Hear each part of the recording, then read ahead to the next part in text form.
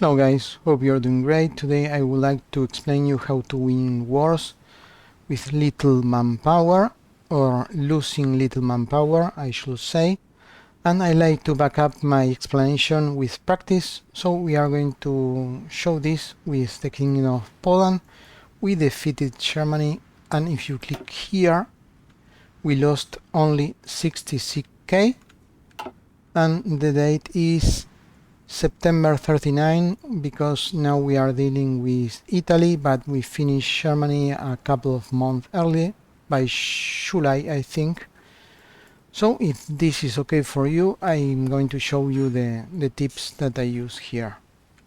If you are subscribed to Paradoxian and you want to see only games, you can subscribe to TinoDubois English or TinoDubois if you want games in Spanish. I leave you the channels in the descriptions. I hope to see you there.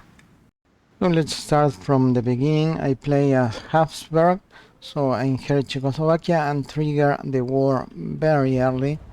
Both nations are unprepared. Here it was Germany, the Königsberg area, the East Prussia, and with the Wing Hussars I wipe them out very fast. I free those units, some more units, to start attacking, and I move them here. They are now in reserve waiting, and my spearhead is now here, is attacking this area. But before doing this you must secure the frontier, and you must check all the combats, and you should verify that the enemy breakthrough should be lower than your attack, and that the enemy attack should be lower than your defense. That is the rule. If these numbers doesn't go this way, means that you are doing something wrong, and that is why big units are much better. Check my video on large versus small units, will explain that relation. Also, I have made a video on the perfect defensive division. As you can see, most of my divisions have this icon here, meaning that they take half damage and dealing twice as damage. So this unit is going to be devastated. We are going to unpause, speed number 2, and as you can see, they are destroyed. The Germans keep attacking, but they are already completely destroyed now, because all the units are wasted, and they attack one by one, and it's pointless. When the war started, they attacked with more units, of course, 8 units, all the units concentrated, but now it's kind of a desperate situation for them, because they cannot move the line an inch, because as I explained in the templates, these infantry templates are kind of very cheap to produce and very hard to destroy. So you should always attack with your spearhead, never attack with your infantry, because if you attack with infantry you are going to have heavy losses. And as you can see, you must verify the rule here, because of the ice, the snow, all the modifiers, and I still have no good supplies. I'm under bombed, so my transport I am having a hard time. But you must verify here, but the enemy should never have a defense, an attack higher than your breakthrough. My units are under construction, so they are still very weak. They have just 1 battalion of tanks each. They should have 7, but their breakthrough should be higher than this number, and it is. So 150 is higher than 100, and they should have always armor. So I'm going to win this battle with not many casualties. So now, as you can see, I have conquered the supply depot, and I'm just waiting. The enemy is furious, attacking, and I check that the enemy breakthrough is lower than my defense, so I can damage them badly, and that my defense is much higher than the breakthrough. And I should always try to have the shield icon on my side. I don't have these units already because they are, as I said, I use, not all my divisions are big, I use a mix, and as I get richer I start to transform my weak unit into stronger units. Now I move my armor divisions from here to here. I'm going to take another supply depot that is here. I already took it, and I'm going to isolate the enemy First, you start by doing small pockets of enemy units, and you must study the terrain and the supply depots. This is a good place. For example, I started here, take this province, and now I'm going to connect with this one. That is, I can support from 2 provinces, so 3 against 1, and these 2 units will be isolated.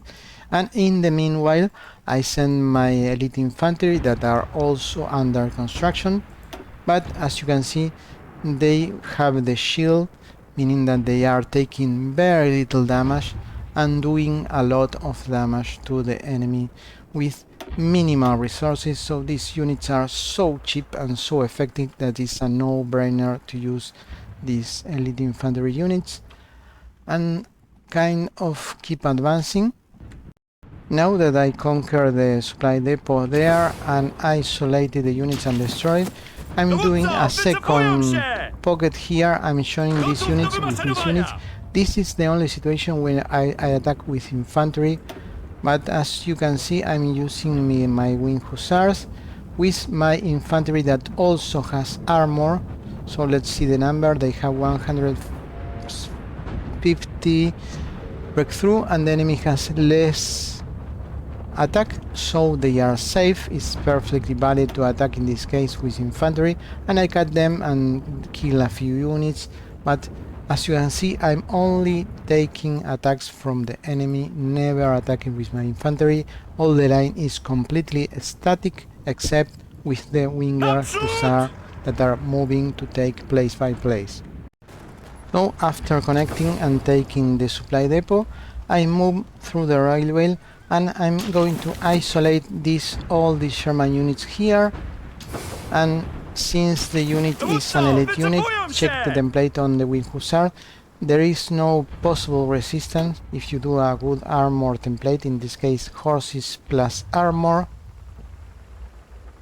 And as you can see, they are still very weak, 100, but it's enough for the stats of the day of that age, because they are using 1836 rifle. And I'm going to isolate more units here and destroy again. I keep moving and moving all the time, these units, but the attacks are being done by only the elite units. And then after encircling, going back with the armor and destroying the whole pocket. And let's see how the template of the armor is right now. It's keep evolving. Now they have 3 battalions. They will have more battalions. They should have 7, and they should have 2 anti-air. So now, after taking some slices with your armor spearhead, the enemy is weakened and the front line move a little bit. You must always take care of the enemy planes. I put my few planes on interceptions and I use radars, so I have the upper hand. And now it's time for going to Berlin, since the enemy is weakened and I am advancing with no problems. And since they have horses and I do not use trucks, they move much faster. As you can see, the speed is 4.5. If I were using trucks, they will be moving at 1.4 in the forest with this climate, or maybe less sometimes. Okay, I captured Berlin, but as you can see, I do not use front lines because I move manually all the units. If you use front lines like this, let me show you.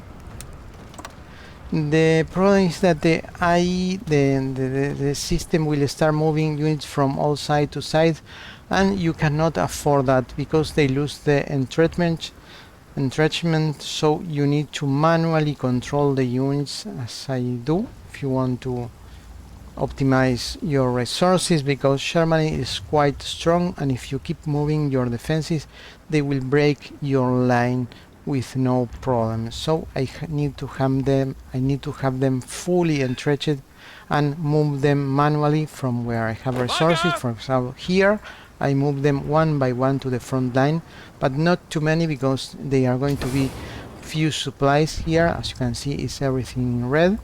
And now I have a nice opportunity. I could go right for a port. Since I use little fuel, I'm using horses, so I'm going to try to reach the port and cut a big chunk. Actually, the most elite units of the Sherman armies were on this side, so I could cut them in half. Before going for the sea, I expanded the base here because there are plenty of supply depots, so I conquered them all, and as you can see, they are red. They do not have supplies working yet, trains, but since they are heavy population centers, and I also did a pocket here, by the way, they have resources from the province.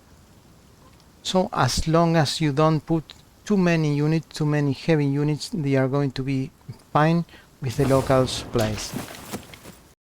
And finally, with the tanks resupplies in the south, I went back, and when I'm going to reach the port very soon. Let's see the combat, and we are going to be winning very easily. As you can see, we are going to be doing a very huge pocket here. Okay, I reached the sea. I connected with the Königsberg area, and the enemy are in a pocket, no way out. And on this side they have kind of the rest of the Sherman army, but they are going down very fast now. I could go wherever I want. Well, I'm not going to need the 6 anti-air retreat because that's the bomber trap, but they are going to be finished before I could do that. That's when you're going for a long war against Germany or the Soviet Union. It's not the case. And let's take a look at the stats. We are going to see our main army. Here is our offensive cavalry, and let's check the details. And they lost just 2.6k men, so they are almost destroying the whole of Germany alone and losing only 3,000 men.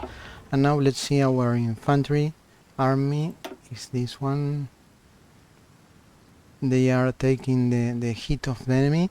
They lost 55k men, always on defense. And after that we broke the line with the horses again, and they expand everywhere. They have no trouble, no Sherman resistance. They cannot attack, they are broken. Here they have militia, they have not the strength to fight against an armored unit. So the war is over with minimal losses. Well, as you can see, it's not complex. You need to have a very good defensive template, a very good offensive template. Do not attack with your infantry, attack only with your armor, and plan your attacks. Use the railways, take into consideration the air, always have control of the air, at least defensive. And well, I cannot help you more than that. I think it's kind of practice, and hope that this helped you in some way. And thanks for watching. Bye bye.